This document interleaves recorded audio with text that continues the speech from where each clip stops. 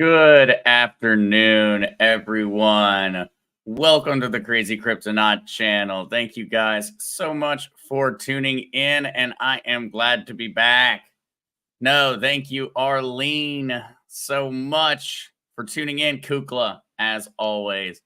Thank you. Thank you. And for putting out the link for everyone, because I see Jody here, got here via a link that you provided for her. So glad to have you, Jody. Hey, what is up, Gary7? And for those that were curious, Rumble is not working. I have been trying to mess with it. I keep trying to mess with it. I cannot get it to work.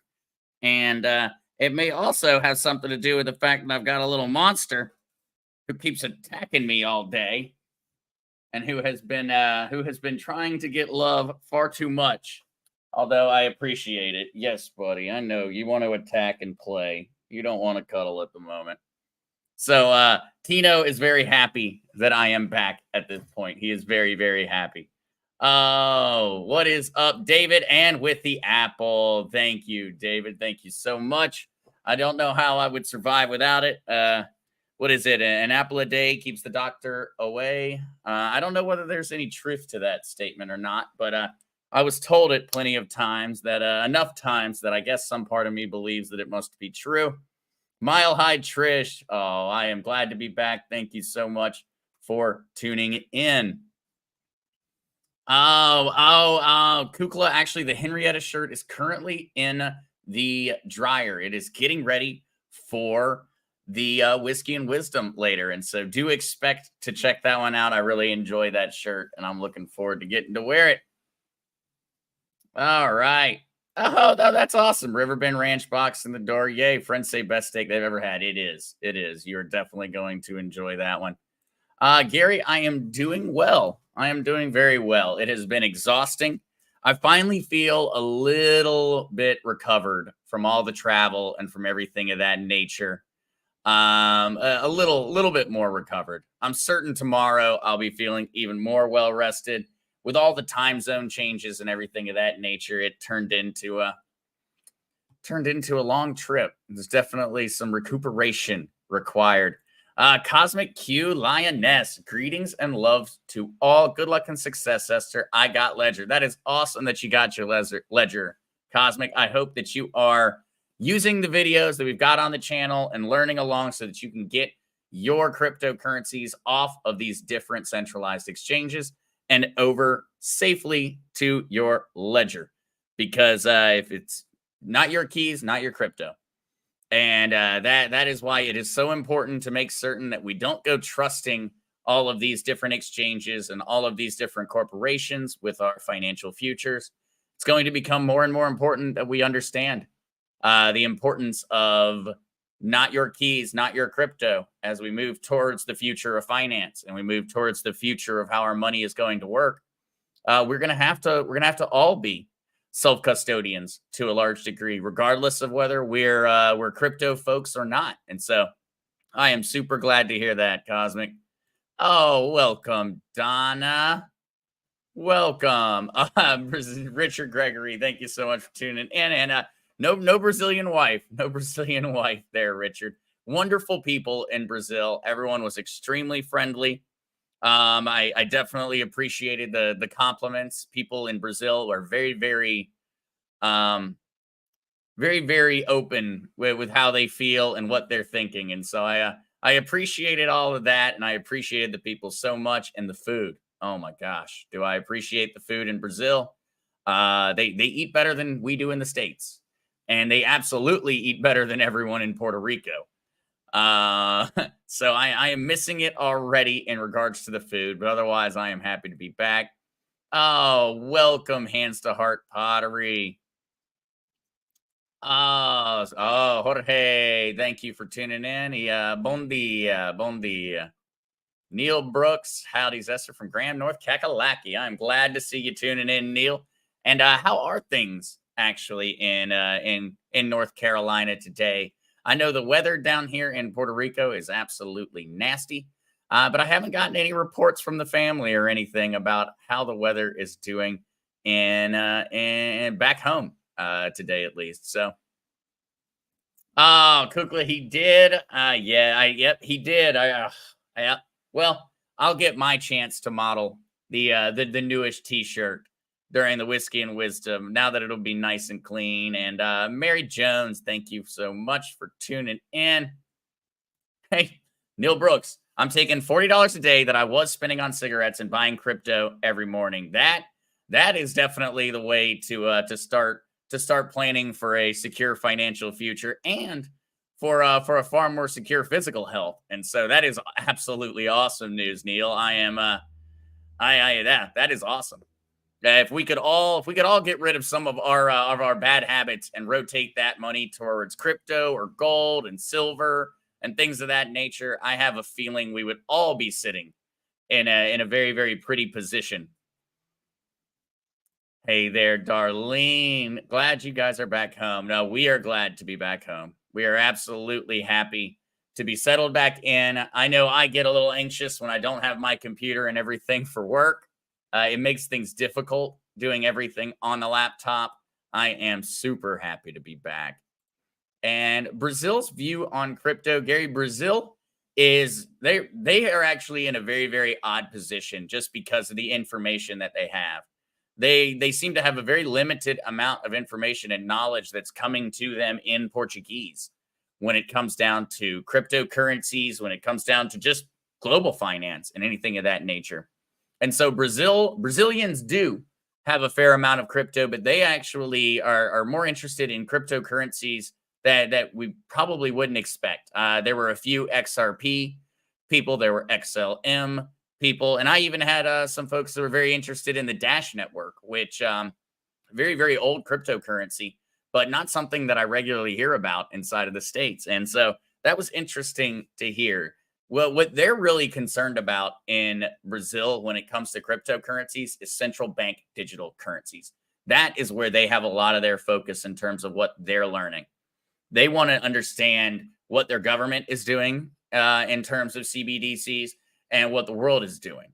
And so that was where they seemed the most intrigued. They really wanted to understand what it meant and how it worked. And so a lot of the time that I was talking in terms of the event, that was directly what it was on account of. You know, they wanted to understand what Bitcoin even is. What is a cryptocurrency? What is the future of finance? And they were very very unaware that these technologies are capable of doing far more than just being a currency. They're very worried about their election. And so I was talking about the idea of blockchain voting, which is it's already actually been tested in the United States. There were actually a few counties during the 2020 election that tested blockchain voting. I believe that was in Utah. It was in Utah that there were a few counties that actually tested out the ability to utilize a blockchain ledger to ensure that all voting was 100% secure. And it took away the vast majority of need to double verify, to recheck. They were able to go through on a countywide level, and everyone could transparently see the voting results as they occurred. There was no delay. There was no opportunity for people to cheat the system. They were able to see the votes come in through the county immediately, and everybody was able to. Anyone was capable of sitting there and watching as the vote tallies came in. And so Brazil, in terms of what they know about the technology, they seemed completely unaware that the technology is going to be far reaching. Many people think that crypto is just money. It's just currency. It's not. It was a technology that was invented. It is going to be capable of allowing for blockchain communication, for blockchain voting, for accounting, essentially in any different department, whether it be a government, a bank, or a corporation. The use cases, we really haven't even figured them all out. It's not just money. It's far more than that. And so that was a lot of the things that they were very, very interested in. And I'm actually trying to talk with the lady that planned the event down there to ensure that there is more content in regards to cryptocurrency and global finance that is being translated into Portuguese. We learned a lot in terms of the fact that we really aren't we're far too American centric well, a lot of the times when we look at these things. And we have allies all over this planet that really are just begging for the information so that they do even know what's going on. Oh, Kukla, I did eat the cookies. They were delicious. Thank you so much for sending those down. Jorge, did you eat feijoada? I'm not certain. We did do a churrascaria one day, and so that may have been one of the different dishes that was provided, but I know I did have a caipirinha, and holy cow, those things are potently strong. Pops and I made a short trip down to have one, and needless to say, we had one, and then we were like, oh well, we'll have a next one. And by the time we had the next one, we said we're going home and going to bed. Oh, Grandma Sally, welcome. And Virginia Beach will be cold, about 60 tomorrow. Oof, that does sound chilly. Oh, Kukla, absolutely. The content of this podcast is for educational and entertainment purposes only and should never be misconstrued as financial advice. Please consult with a financial professional before making investment decisions. That is an important part of every stream, guys. A very important part, because I say too many things that the government already doesn't want people to know about. The last thing I need to do is say anything that could possibly give them an excuse.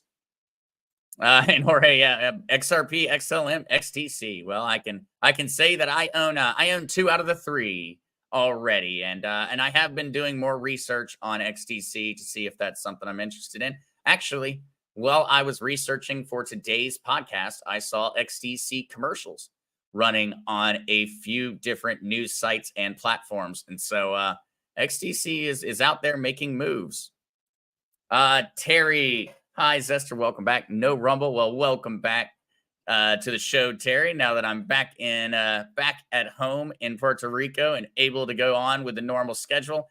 Unfortunately, Rumble fought me entirely. I still have the Rumble page up. I was trying up to the last seconds to get Rumble to work along with me. I even called Pops and asked him for any suggestions he might have, and unfortunately, we were not able to get it up and running. And so, hopefully, that means that Rumble will be working for Whiskey and Wisdom and for the evening news on the original Mark Z. But if he has the same problem I had, I would probably expect it to only be premiering on YouTube and Twitter.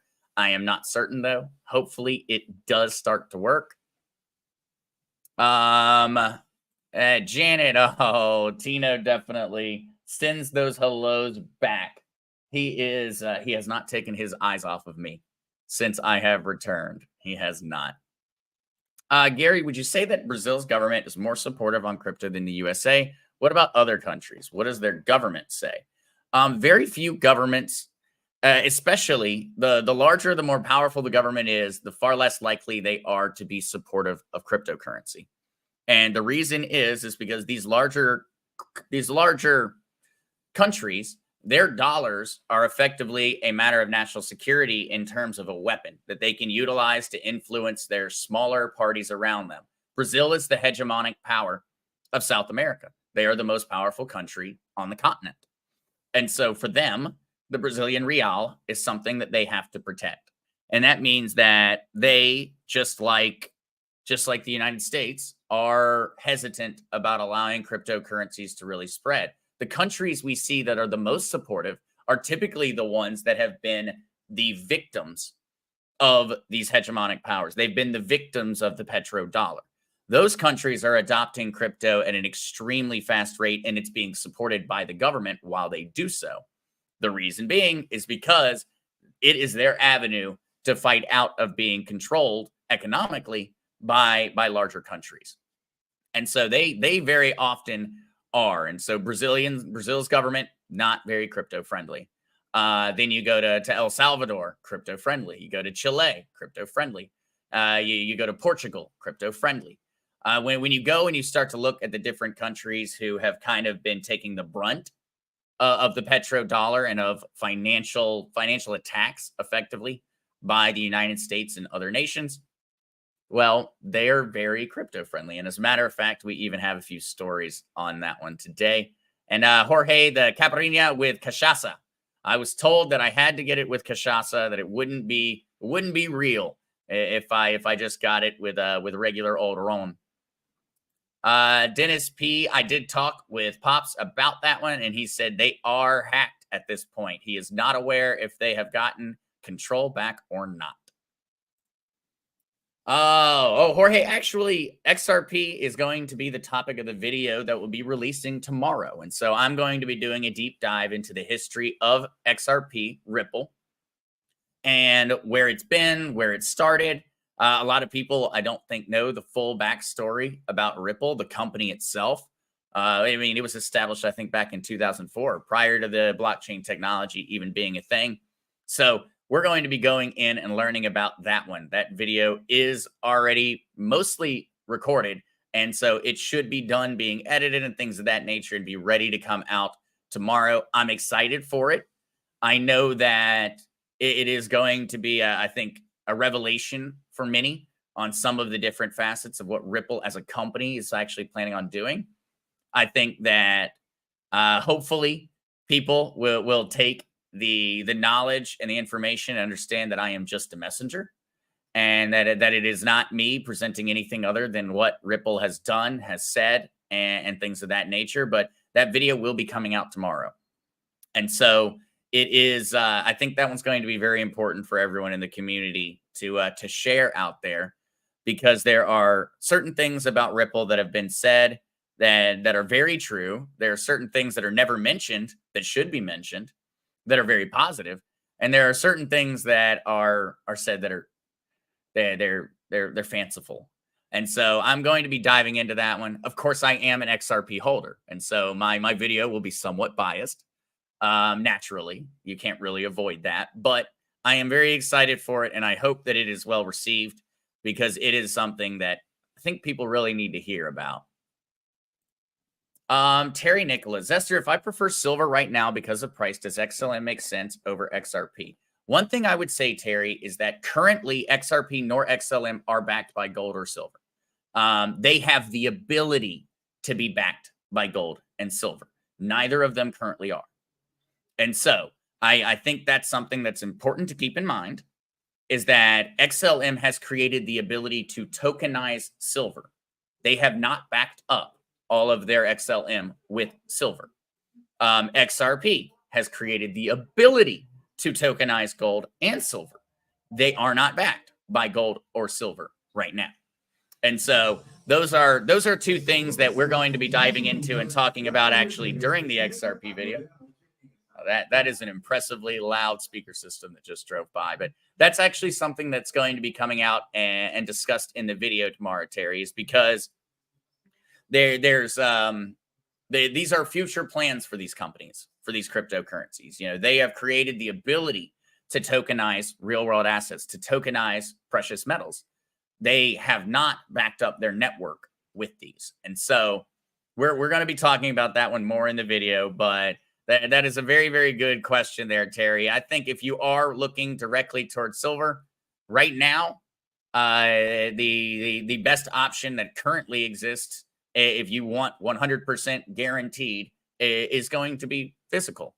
There are companies that are making these products exist. XDC, actually, as I was doing research, does have some forms or varieties of it in the form of an XDC silver that are backed. They're just not very easy to acquire at this point in time.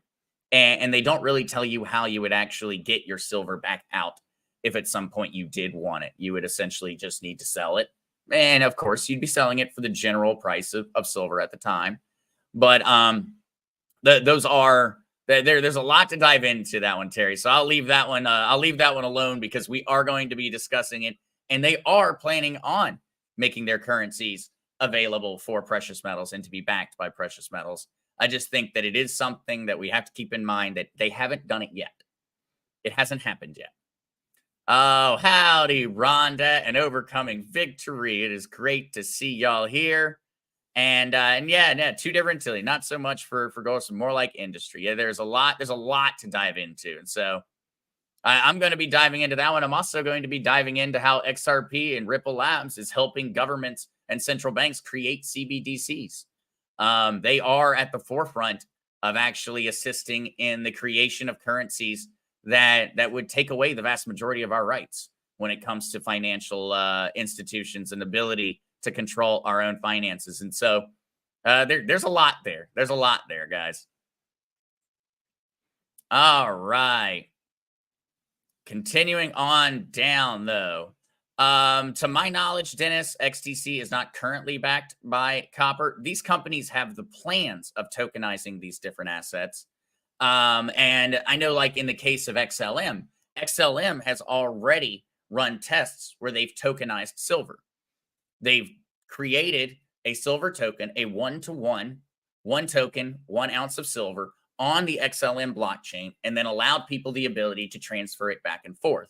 To my knowledge, that remains in testing phases, but it is something that they are creating. And so that's where I think these companies are particularly interesting. It's not maybe that the cryptocurrency itself, that the XRP, the XLM is going to be their bread and butter business in the future. It's the fact that they're creating the ability on this blockchain to actually tokenize and validate the existence of it. And so they could create a system where we no longer had to count on paper silver or paper gold. We would be able to know without a shadow of a doubt that these things are real, that we can always get them back out at some point in the future. And that, to me, is what's powerful. That is a system of currency that we could see being used globally that would be extremely beneficial for all of us, especially for those of us that are dealing with mass inflation in our own countries. And so, of course, being in the United States, mass inflation and complements of our mass inflation, and because of the globalist agendas, the vast majority of other nations are suffering from huge degrees of inflation. So these currencies could end up really changing the entire narrative. They could take a lot of power away from the government, and they could force the government to actually go about making things proper. And I think that in and of itself is extremely valuable. If we create a system out there, or these corporations create a system that is strong enough and that enough people support, we will force the governments to make certain that they do things the right way. Joker Joe, I started stacking XRP and XLM in 2018 when Pimpy started hating on XRP. It made me look into it, and I didn't see it the same way as him. Thank goodness. Yeah, I am a holder of XRP and XLM. I held both of them. I know my XRP. I did sell some of my XRP during the $3 highs that we saw back in, I believe it was late 2017 or early 2018 that we saw those highs. I did sell some of my XRP, and then I bought it all back in once the price came back down. But I have been a long-standing supporter of both of the projects. I don't think that they're going to have as high evaluations as some people do, but I do think that they are extremely wise investments because they're going to be worth far more than they are today. I just don't think they'll be worth maybe some of the dollar values that I've seen out there, unless some things really change in terms of how they work as a business. But huge supporter of them. All right, though. Lee Taylor, I think we will find, Zester, all currencies will be sovereign. The CBDC is just currency in countries, in my opinion. There's a lot of misuse of different terms. I feel like a lot of the language and verbiage has kind of been stolen and misconstrued, where now we see a word and we come to an immediate assumption about what they're talking about. And when it comes down to it, CBDCs are a term that we've already started to program ourselves into being like, CBDC, no. But for all we know, we could end up seeing central bank digital currencies that are extremely transparent, that do support the people. It's possible for it to be built that way, but we have to remain ever vigilant when it comes down to it. We have to remain ever vigilant. All right. Yep. CBC would go the way of the dodo bird along with central banks. That's what I really look towards. I look towards a decentralized future where decentralized finance is in control, where we do not have any singular entity that controls our financial futures. To me, that is a world where we could achieve financial freedom. That's a world where our work, our dollars, our value, our efforts actually go towards us building towards a future where we don't have to work, where we can be secure, Whereas in the current system, we can work as hard as we want, we can make as much money as we want, and all the central bank has to do is turn on the money printer, and they can inflate our currency, our work, our efforts, our lives into something that is valueless. They can take a lifetime of work and make it worthless. And we need a system that does not allow that. And to me, decentralized finance is the only way that we can truly do that without always having an inherent risk. We can't, and no matter how benevolent someone may create a system in the first place, eventually someone else will take it over. It's the same idea when we saw the benevolent and the perfect monarchies of Europe, where we saw the one king, the one queen who was always perfect, who did so much amazing stuff for their people, for their citizens. And then they had children, and their children had children, and two lines down, they ended up with some people that weren't very good. And so I worry about some of the different currencies being utilized in that same fashion. I think they need to be corruption proof. And the only way for them to be corruption proof is for them to be decentralized. Eventually, if they are centralized, we will have a bad actor show up, and then it is what it is. Yeah, why, Jorge Luis? Why not? Bitcoin did it without any backing, and so that is something. And many people always give me a hard time when I say, well, what's the value of Bitcoin? The value of Bitcoin is the network and technology. And that's a very difficult thing to quantify in dollars. That's I can't eat that. That isn't going to keep me warm. But that is what effectively has created the value behind Bitcoin. It's the creation of a network and a ledger that is so decentralized and so difficult to break, or effectively unbreakable, that it allows for anyone and everyone to at least know that the government is not going to be the one that screws them over. The central bank is not going to be the one that screws them over. And so, Jorge, Bitcoin, well, what always needs to be kept in mind is that the most important thing that Bitcoin is it is a world revolutionizing technology that also happens to have a currency. And what we're going to see it eventually evolve into is something that, in all honesty, I don't think anyone can properly say that they 100% can guarantee on. It's going to be used for a variety of different tasks. The technology is just in its infancy. We're just seeing the beginning. And in all honesty, blockchain technology is similar in scope. It is similar to the very idea of the internet itself, or to nuclear energy. The only difference is that it is a matter of privacy, security, and decentralization. That is the massive technological advancement that blockchain technology is. Whereas when we saw, nuclear, it was a matter of energy, of a massive energy advancement and a massive ability to go ahead and destroy ourselves and to commit massive war crimes. I mean, these are all massive technological advancements that change society forever. And cryptocurrency is just that. It's just effectively a nuclear bomb for our financial institutions and for government control. All right. Let's jump into it, though, guys. Definitely. Terry, thank you so much. Please do, guys, if you do appreciate the content, if you appreciate the channel, please do hit the like button. For some reason, the YouTube algorithm says it appreciates it. I feel like they probably take enough time and effort keeping down different channels and different information. And I think that hitting those like buttons and those subscribe buttons helps out. So I definitely appreciate that. But besides that, let's go ahead and jump into it. So our first thing that we'll go into is, let's see how we've been doing on our staking. So this is our Coinbase earn. And so this was we started these about 3 weeks ago, 2.5, 3 weeks ago. And we are currently at 17 cents in earnings.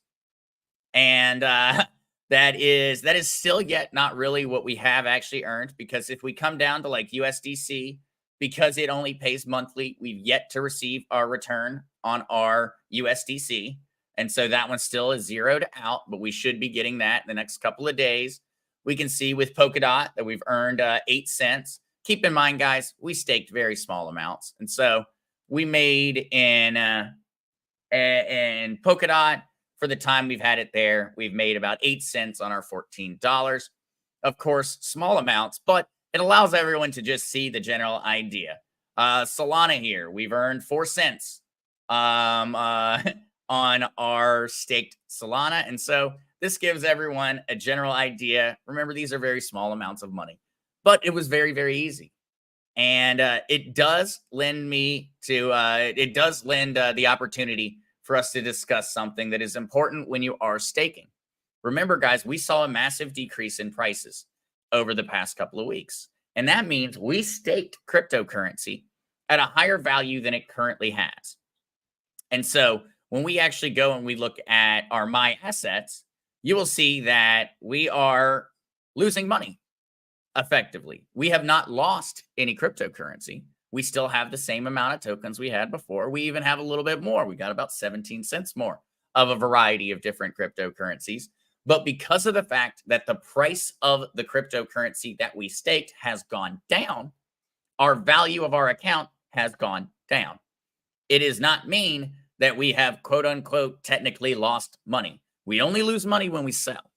But it is something to keep in mind. And this illustrates an important point of staking is that when you place your cryptocurrency in, you can't look at it as a matter of a dollar figure.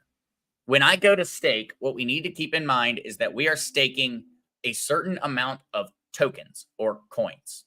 So I am staking 1 Solana. I am trying to make more than 1 Solana. The price of Solana is something that we have to kind of diverge from if we really want to participate in staking in the way that it's meant to be. And that we are not looking at it as, well, my 1 Solana was worth $200, but now my 1 Solana is worth $150. We're looking at it, well, during that time, I went from 1 Solana to 1.1 Solana. I have more Solana than I started with. I have less value than I started with, but I have more Solana than I started with. And so this is an important one to always keep in mind when staking. And this is the idea of impermanent loss. Whenever you're staking something, impermanent loss is the point in time where if it's in a liquidity pool or in any other staking platform, where the value of the asset that you have staked has gone down and depreciated during that time. And that has resulted in you suffering an impermanent loss. And so this is a good little learning point now that we see, having the markets be down and we get to actually see what we've done in terms of the staking is that we are technically down on everything, but we have more of the cryptocurrencies that we staked than we started with. We have more Matic than we started with. Our Matic is worth less than it was, but we have more Matic than we started with. That's the most important way to keep in mind and look at it is that when you're staking, you're always worried about impermanent loss. Now, seeing things like USDC with the 5.1% APY, we're not going to have any inherent impermanent loss ever because it's just $1. The only loss we're going to take on it is as the U.S. government continues to inflate the value or it continues to print U.S. dollars and we continue to lose buying power with our dollar.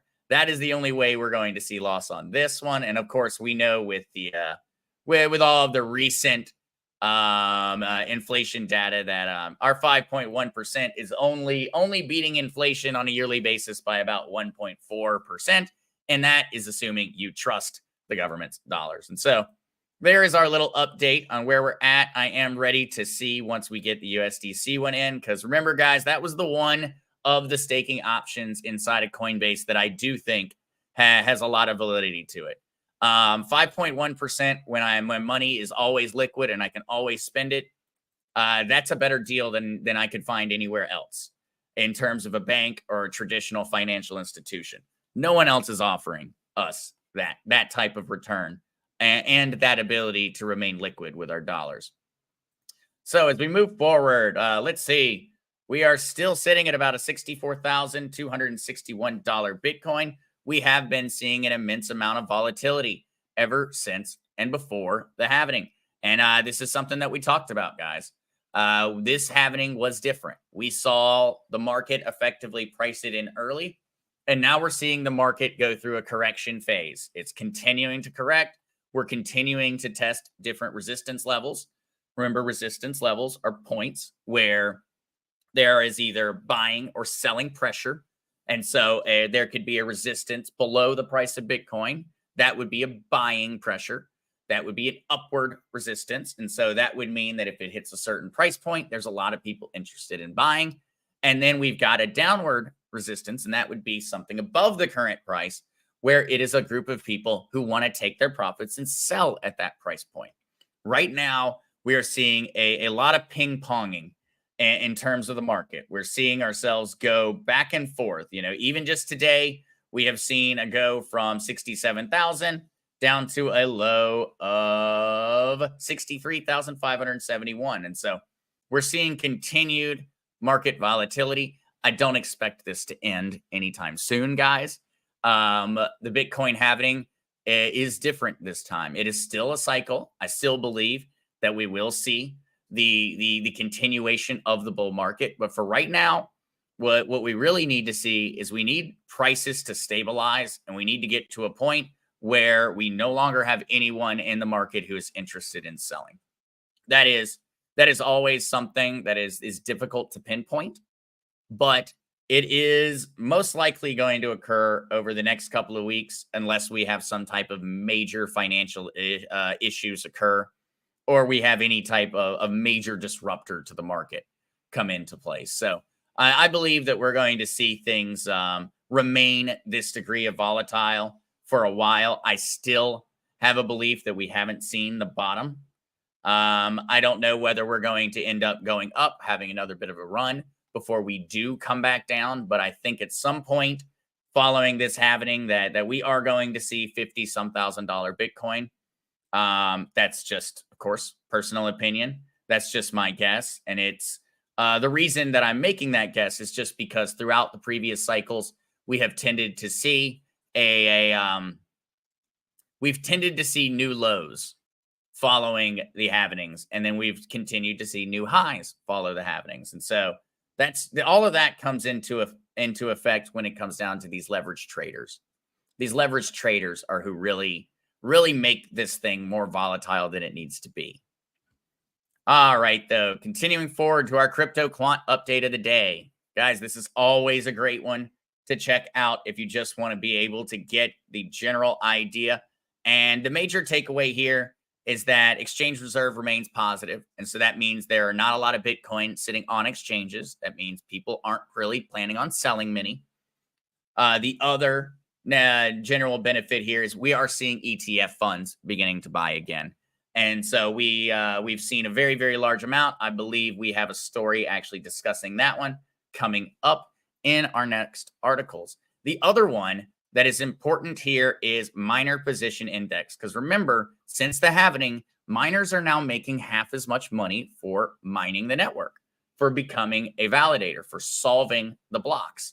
They're getting paid half as much as they were just a couple days ago.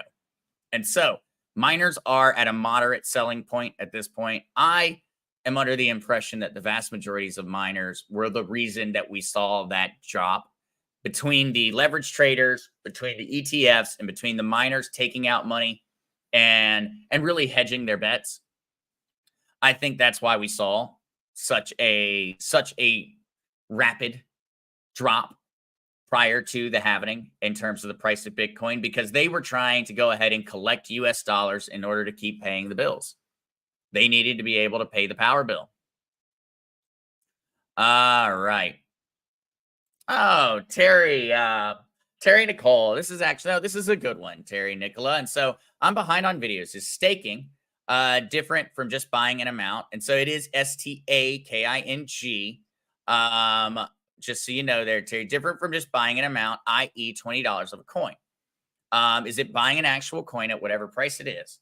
So this is a good question, Terry, because what you're doing when you are staking is you are taking a coin you have already bought and you are providing it to essentially to provide a service. And so I am, in the case of Coinbase, what is going on with my actual token. And so I staked 11.79 Matic, 16.56363 Matic. And what I am actually doing is they are taking my Matic and they are using it to actually operate the network. And so I am receiving a return on my Matic for providing it to a validating node. It's the same thing with my Polkadot here. My 2.011 Polkadot is being provided in order to validate the network. It is a proof of staking network. And so we do have a video out there, Terry, that does talk about the difference between proof of stake and proof of work. And so in this case, they're using my Polkadot in order to validate transactions and ensure that the network is being maintained properly. And that is what is actually occurring with my staked tokens. So what I did, Terry, is I bought Polkadot. And so I own 2.011 Polkadot. I own it. And then I said, okay, I'm going to give you my 2.011 Polkadot, and you do what you want to do with it, or what you tell me you're going to do with it, and you give me back a return for having done so. And so in the case of Polkadot, I provided them with 2 Polkadot, and they are paying me an estimated 9.27% APY for having done so. And so you still own your staked tokens. They are yours. You are just providing them in order to fulfill a service or a need. All right. I do not always stake, Terry. There are certain cryptos that I do stake. There are other cryptos that I don't. Typically, I tend to only stake cryptocurrencies that I have no intention of selling.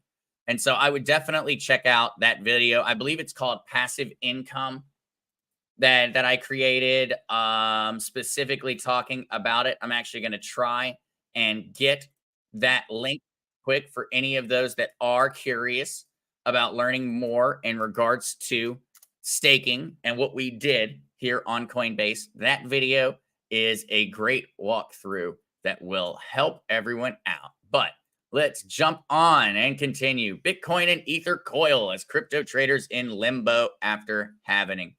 Investors are still gauging macroeconomic factors, one observer said. In all honesty, we're just seeing a massive degree of volatility and corrections occurring. It's something that always tends to occur. And so I know that there are many different talking heads, but the most important one here, in my opinion, is the liquidation data. This is really the biggest takeaway that I have from this article. Liquidation data from CoinGlass shows that in the last 12 hours, 52.46 million in positions have been liquidated. Ether and BTC positions are the largest respectively, but also 6.86 million in HBAR liquidations, owing to the token's recent surge in volume, crossing the 1 billion mark, as well as $1.83 million in Pepe liquidations. These liquidation numbers are what really lead to keeping the market down, because they make a cascading effect. And remember, guys, whenever you hear or see liquidation, these are traders that are trading with leverage. They are gambling. They're gambling. They are taking out massive degrees of debt, and they are taking $1,000 that they have in their wallet. I have $1,000, and they're saying, give me $100,000. And then they're buying $100,000 of Bitcoin. And then if the price of Bitcoin goes down 1%, their position gets liquidated and $99,000 of Bitcoin is sold on market. And so that is what's continually occurring. Whenever you see the word liquidation, just immediately assume gamblers just got screwed, because that's what they did. They made a bad gamble. And I'm very anti-leverage trading. I'm anti-leverage trading in traditional finance. I'm anti-leverage trading in cryptocurrency. I am anti anything to do with leverage trading. And it is usually one of the primary culprits, unfortunately, because when we look around at the wider market, we can't really see anything other than liquidations being the reason that we've seen the kind of drops that we have. All right, though. SBF signs deal to roll on all celebrities that shield FTX. This is a big one. So FTX founder Sam Bankman-Fried has agreed to work with prosecutors to gather information on celebrities who took money for endorsements. A group of FTX investors agreed to drop charges against the disgraced FTX founder in exchange for his devout cooperation in gathering information on celebrities who took money from FTX to endorse the company. This could end up resulting in some pretty big names. And so SBF, of course, is just hoping to buy himself freedom a little bit earlier, as he is sentenced to a 25-year prison sentence after being found guilty on 7 counts of fraud, embezzlement, and criminal conspiracy. Remember that SBF is also the second largest Democratic campaign donator on the planet, only being beat by George Soros in 2020. He was estimated to plan on donating $1 billion to Democratic candidates in 2024. And so he is an extremely political person. And he is planning on rolling over on Tom Brady, Larry David, Steph Curry, Shaquille O'Neal, and supermodel Gisele Bündchen. And these are just the ones that immediately came to mind, as they ended up hiring a multitude of different celebrities. And so I cannot wait to see what type of information comes out in regards to this one, as I imagine he is about to start ratting out all of his celebrity buddies in order to try and get a little bit less time in the pokey.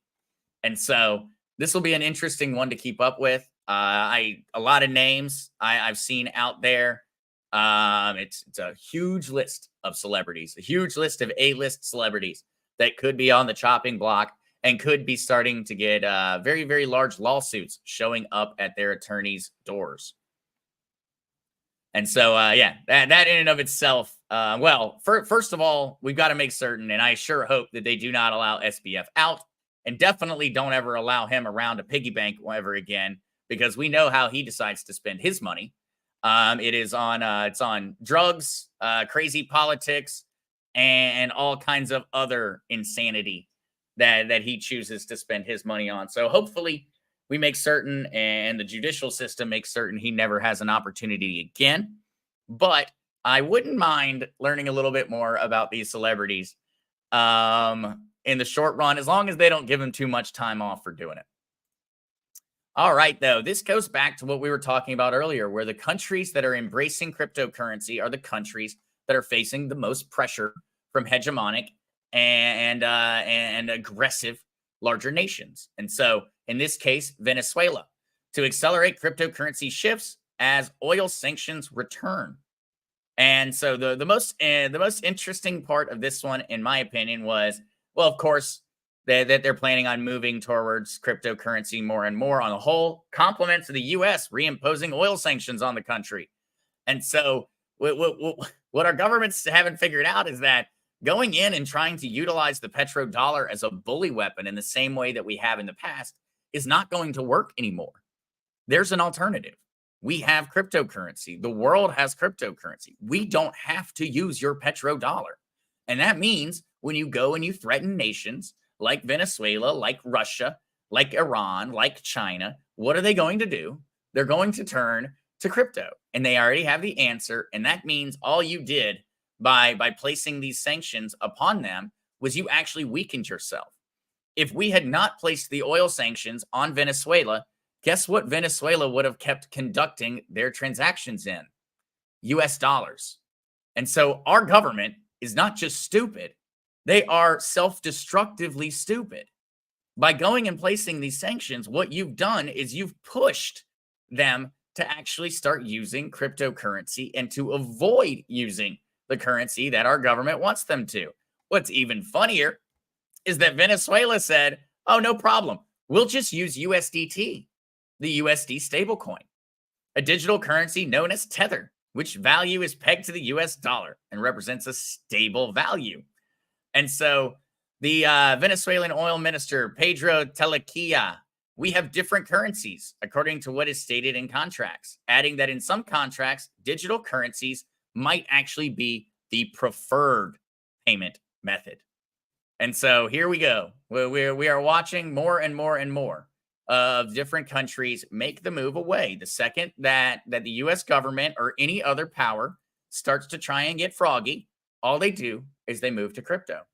And eventually, I think the governments are going to learn the real ignorance of the way they've been acting about this technology. And the story continues. So going back to Nigeria and the the U.S. citizens, the Binance executives, well, not executives, the Binance employees being held in these countries. And so in Nigeria. And so Nigerian media outlets have reported, citing government sources, that Nadeem Anjarwalla, who escaped Nigerian custody in March, could be extradited back to the country within the week. And so that's what the Nigerian government is telling the Nigerian people, that they're going to extradite him, and that the world is definitely going to allow them to continue to falsely imprison people. According to Nadeem's wife, they haven't heard anything about it, and their government has absolutely no intention of doing anything about it. And so, so a spokesperson for Anjarwalla's wife told CoinDesk that reports of the executive's arrest in Kenya and his extradition are false. And so Nigeria is claiming that Kenya has arrested him and is planning on sending him back. And he's saying, well, I'm not in jail, and so I don't think they're planning on sending me back. Of course, this is a continued saga as we continue to see Nigeria try to blame cryptocurrency and Binance for their own financial mistakes. And so Nigeria has been inflating their currency. Nigerian citizens have fled the Nigerian currency and are one of the highest adopters of cryptocurrency on the planet, only being beaten by India in terms of that number. And so they are already making the shift. And Nigerian's government is now panicking, trying to figure out how to force them back into utilizing the central bank currencies, because the people don't want them. And we're going to keep seeing this occur over and over and over again. Whenever governments continue to print dollars to massive degrees, whenever they continue to destroy the financial futures of their citizens are going to flee to crypto. They're going to flee to gold and silver. And crypto is the one that, for the vast majority of people, is far more usable. It's awfully difficult to go spend silver in the store. It's awfully easy to go in and buy crypto and pay, you and I to pay each other for different services in exact valuations and exact denominations utilizing a crypto. I can't cut a silver ounce in half, but I can cut a Bitcoin into a million billion different little parts in order to specifically and precisely pay for a service. And all right, though, continuing forward, something that did occur along with the halving. Bitcoin transaction fees come crashing down post-halving. After the halving, fees spiked to $146 for a medium priority transaction, $170 for a high priority transaction. And so we are seeing the post-halving result in a massive reduction in transaction fees. And we also are seeing everything calm down after there was a massive increase in transactions on the Bitcoin network, compliments of the Runes NFT collection. And so that is another thing to keep in mind, is whenever you have some of these different tokens that are built on top of other blockchains, they can slow down the blockchain. We've often seen this.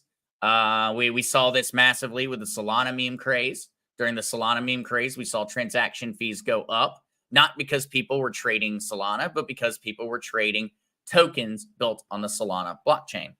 Similar situation here, just with Bitcoin. Positive news, though, for the day. Well, positive, I suppose, if you're in traditional finance and you're one of the people that's buying at these lower prices. Capital inflows into spot Bitcoin ETFs total $31 million. And so that is for April 24th. And talking about yesterday. And so this article is from today, talking about April 23rd. $31.64 million flowed in to Bitcoin ETFs from the traditional financial markets. And so we are seeing traditional finance continue to buy, despite the market being red, despite everything looking bad. Well, all the guys with big money are saying, no, I'd like more. I would like more. So definitely shows you where their mindset is. All right, here we go. This is an interesting one that I really kept this article more because I wanted to talk about this idea of burning. And so Binance burns over $1.17 billion in BNB tokens. What burning means, and what we really need to what's to be taken away or to learn to be learned from this, is that burning is what happens when a company or holders of a cryptocurrency take some of their tokens or coins and they send them to a wallet that doesn't exist. And so, why are they doing this? Why are they sending them to a wallet that doesn't exist? Because they are reducing the circulating supply. They are actually deflating the amount of the specific token or coin that exists in the world. It would be the same idea as if, rather than continuing to print, the U.S. government actually tried to take money out of the system. That would be a counter-inflationary measure. They don't do that, of course. In this case, though, BNB, which is the main cryptocurrency of the Binance Smart Chain operated by the Binance Exchange, what they did was they actually took $1.17 billion worth of BNB tokens and they destroyed them. That is what burning means. They destroyed them. They are no longer accessible. They can no longer be used. They can no longer be tallied on the circulating supply. And that means that the price of BNB ended up appreciating. And so if we come over here and we look at BNB, complements of this action, we see BNB at $607 and up 13.5% in 7 days, more than double Bitcoin or Ethereum. This is in large part due to the fact that they burnt part of the circulating supply. And this is a very important term to keep in mind, and an important facet of how crypto works, and an important thing that can be done is that crypto tokens or coins can be burnt. That is a very positive thing for the network. It's a very positive thing for holders of that cryptocurrency. When you hear burning, you think the value of my crypto is about to go up. And that, of course, means that many people start to buy the crypto under the assumption that there might be more burning or that it is underpriced on account of the burning. And so that is one of the fastest ways to see a cryptocurrency's price go skyrocketing, is to hear that a large portion of the supply or a large amount of money has been burnt. And if you think about it, BNB has a total market cap of $93.2 billion. So that means that $1.17 billion in burn is over 1% of the total market capitalization of Binance. And so that means that it was a substantial burn. And these are important things to keep in mind, and it's an important word to understand what they mean. It is making the remaining ones more valuable. It is something that I wish our government did with our currency, with our fiat currency. We'd be in a lot better shape if our government, instead of printing, was burning.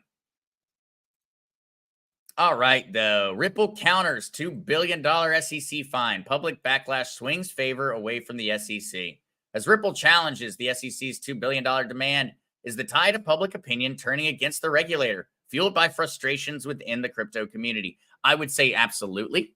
This is not even a question. It is absolutely turning away from the favor of the SEC. The SEC is not interested.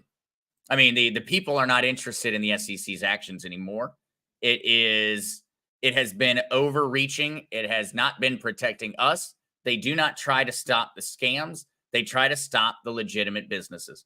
And so I am 100% on the side of Ripple in regards to this one. Regardless of any other opinions about how the company operates, I do not want the SEC to continue to be interacting inside of the crypto market. I do not believe it's the market that they're supposed to be in. I believe they're overstepping the boundaries of their rights and jurisdiction. And so this is another one. I would say that, in all honesty, the news has been positive for XRP pretty much universally this year in regards to their court cases. But the SEC is not done, and they're not going to stop, and they're going to keep going until they get some type of money out of them, and until they get to walk around and say that they were right, because, well, they're another one of the three-letter agencies. They, a cancer, a blight upon our society. And that is not to say that the SEC doesn't occasionally do things that are good. They just, in recent times, and especially with cryptocurrency, they allow for scammers to go out there. They allow for people to be robbed, but then they do nothing to come in and try to help out companies that are trying to do things the right way. That in and of itself is not, that is not their job. They're supposed to protect us. They're not protecting us. They're protecting themselves. And that's not their job. All right, though. We do have, we just have a little bit more right here that I thought would be a positive little thing before we go ahead and we end the stream today, because I will be over on Whiskey and Wisdom tonight. But crypto donations in the US hit $2 billion after top charities accept digital contributions. And so this in and of itself, I think is, I guess it's a bit of a fluff piece, but in all honesty, it's an indication of the type of people that are making money. People that are making money in cryptocurrency are actually trying to give it back. This is not what you see from traditional finance. This is not what the bankers do when they get a windfall. This is not what the stockbrokers do when they get a windfall. This is not what Walmart does when they get a windfall. But when crypto investors get a windfall, well, they make $2 billion in charitable donations.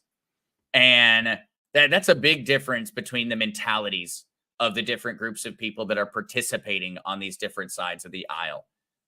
We have seen people make a lot of money, compliments of their crypto holdings, of their investments, of their work, of things of that nature. And we can see that just since the Giving Blocks data highlights a dramatic increase from $125 million in charitable donations in 2022 to a cumulative $2 billion as of this year. Prominent organizations such as Save the Children, World Vision International, and WaterAid US are major organizations that are receiving this money. And so I hope that we see more and more charities continue to receive these dollars. Hopefully charities that are doing things that we actually really need to see in our world nowadays. And so I did notice American Red Cross here. I would say that that's not exactly an organization that I always trust what they do or how they use our money. But I am extremely glad to see and reassured by the fact that when it comes down to it, cryptocurrency and crypto holders are making certain that they're not greedy. Of course, I'm certain that they made far more than $2 billion, and so there was a profit there. But it warms my heart to think that cryptocurrency holders and crypto investors are being far more generous than the people that have been wealthy now for generations. These are people that just became wealthy. They are new wealth. And rather than hoarding that new wealth, they are choosing to try and do good things with it. And so we will end the news with that warm fuzzy article there. Besides that, guys, I am going to be continuing to work on the XRP video that I really hope everyone is ready for. I have a feeling that it may be one of the most important videos that I've put out so far, besides some of the basic training, just because there's so much to dive into when it comes to XRP.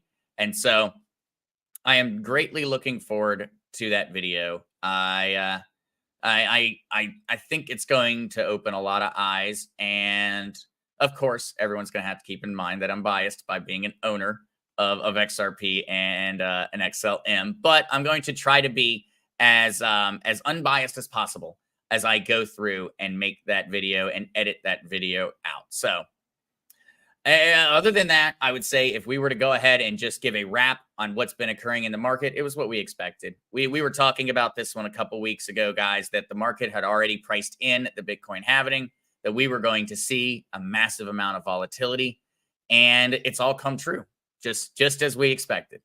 We expected this. We expected to see prices go up and down, and now that the Bitcoin halving has actually occurred and we are now in this new landscape, now we just have to wait. Now we have to wait, and we need to see how the market reacts. We're going to continue to correct, and then at some point we're going to try to break out.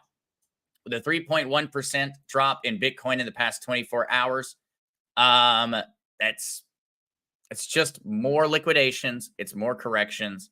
We just need to sit on our hands and just watch, in my opinion. That's what I'm going to be doing. I'm not going to be stressing and staring at the markets over these next couple of weeks. I'm going to be looking at them twice, 3 times a day. And I'm going to be checking and waiting to see what resistances we continue to get stuck against.